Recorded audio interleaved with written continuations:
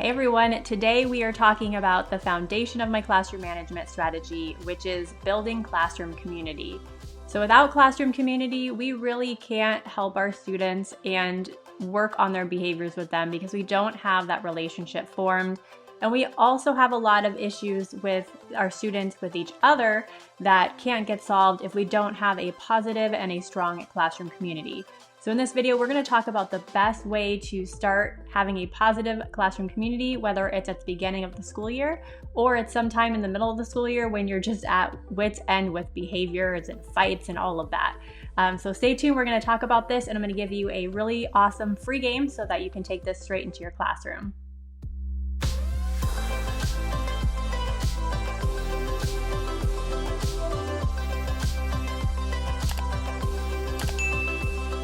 So before we start, let me know in the comments if you have ever used any strategies for classroom community or if you've never heard of it before.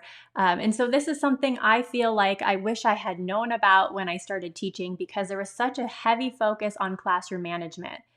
Classroom management strategies on managing their behavior and really no strategies on how to set up my classroom so that we naturally had a good community that my students could feel like they were comfortable in and they trusted each other and trusted me, because really that's the foundation of classroom management, not trying to just constantly monitor and correct behavior.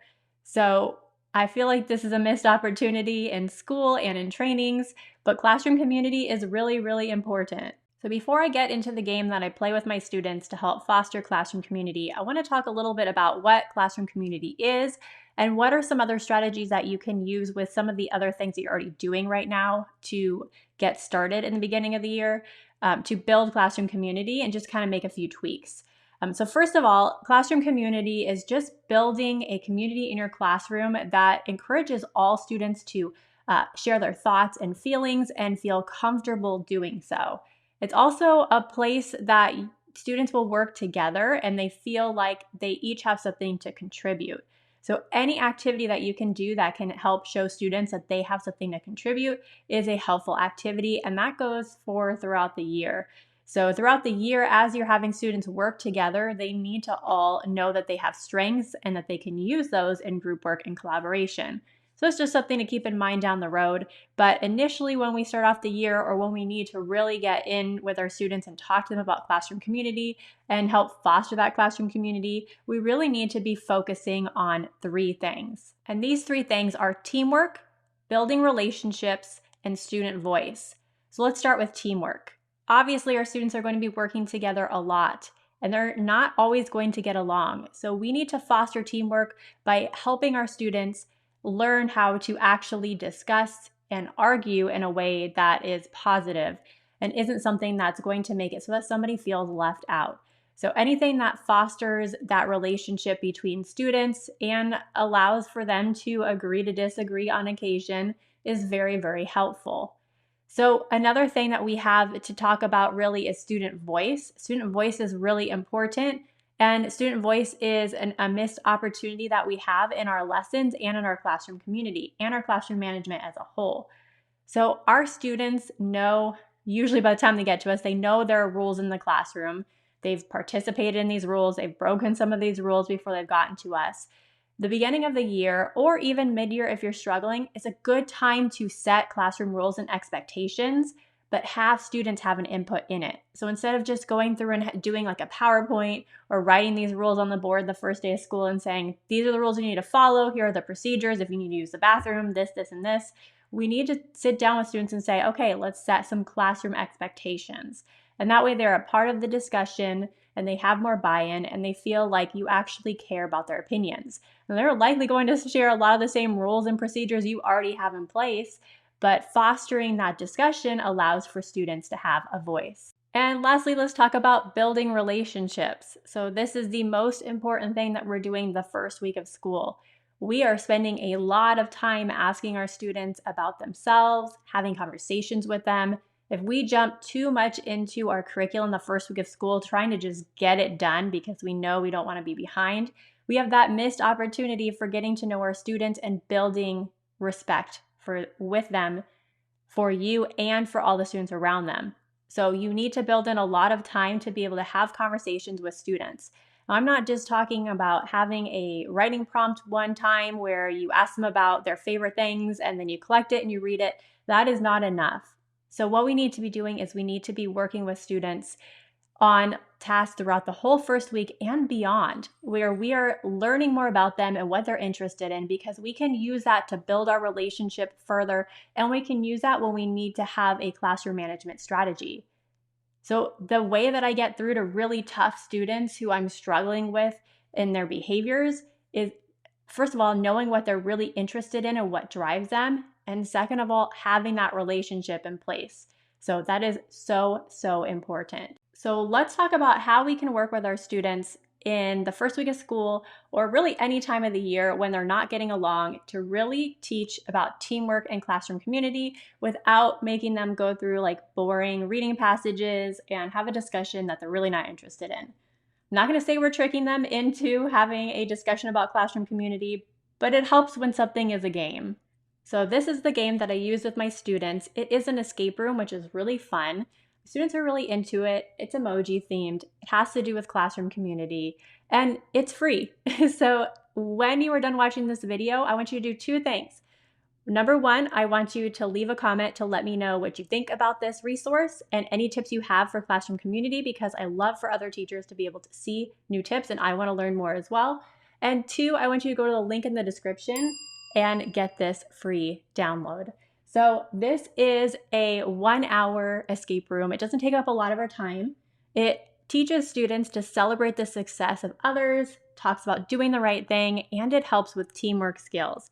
So this is a really simple 60-minute escape room. They have 3 steps, so it's not super long, and it's a really easy thing to fit into your first week of school or any time that you need it. So students will work in teams, which is where that teamwork comes in, and they will go from one step to the next until they escape. So this is a shortened escape room for the purpose of really being able to take the time to discuss the concept that they're reading about. So each student will get an escape log so that they can write down the codes and so that they can write down what the envelope asks them about. And for one of them, it's talking about being patient, and the other one is talking about compassion. And so as they go along through this journey, they're working as a team. They're all contributing. So you're already starting to see where students are strong, which students are leaders, which students are more interested in the discussion part, which ones are interested in the puzzle solving. So you're starting to see them really work together well and figure out where they have their strengths. And this is helpful because they will be more comfortable working in teams as they continue through the year. So all you have to do is make a copy of each challenge for each group. So if you have 6 groups, you'll just make 6 copies of that challenge and put it in the envelope. So this is challenge 2, talks about being patient. Inside of it, we have a text about competitiveness, which we know is a problem. So what we do is we'll just put 6 copies inside this envelope and it's good to go. And that way, when students come to you and they've solved the challenge number 1, you can hand them their group's copy of challenge number 2. And the same thing goes for challenge number 3. It's super simple. And this one talks about character traits. And so these will open up a lot of discussions as well. So you can continue after this game discussing things with your students as a group. This is totally optional, but I love to make these little badges for students. I get the badges at Walmart. I think it cost me like $8 to make 30 of them. But I print this out, it's actually included in the download, and every single student can wear this proudly, showing that they escaped. And then we usually follow this up, if it's the beginning of the year, by then talking about, okay, so what did we learn about our classroom community, teamwork? We'll create an anchor chart or write something on the board, and we'll talk about, okay, what are some things that we struggled with during this challenge? How do we overcome them? And what are some traits that we learned about as far as character traits that we see in partners and groups that we like and maybe don't like. And we can talk about, okay, if we see a character trait in someone that really rubs us the wrong way, how do we handle that? And how do we handle it with grace and make sure we still support that student? So these are some good conversations that we can have around classroom community that spurs off of this game. We can then go straight into making our classroom expectations and rules and procedures. And as a group, we can write all our rules and expectations get those set into stone, make sure we have a poster for it so that students can refer to it, make sure they have a copy of it. And we have not only started our year off with a really fun game where we've learned so much about each other, but we've then spiraled that into a really great discussion about how we treat others. And then we spiraled that into, here are some rules and procedures we've set for our classroom. And you have buy-in because they've been a part of that process. So to me, that is the best way to set up classroom community, get my classroom management system, really have a good foundation. And then we've moved on to focus on our rules and procedures, and then we're ready to go. So like I said, this download is completely free. It is available in the link in the description if you go below the video. Please do me a favor though, this takes me a lot of time to create these. Give me a thumbs up and subscribe to my channel just to say a quick thank you, because the more subscribes and the more comments and likes and everything that I get on the videos, the more I'm going to put time into making free resources like this to share with you guys on YouTube. So thanks for watching, and thanks for worrying about your classroom community. I think that means that you are so caring about you and your students and the situation that you're putting them into at the beginning of the year. You want it to be a positive one. You want them to love coming to school. And so I know for this reason that you and I would be good friends. Hopefully I'll see you in the next video. If you have any questions at all, leave them in the comments below.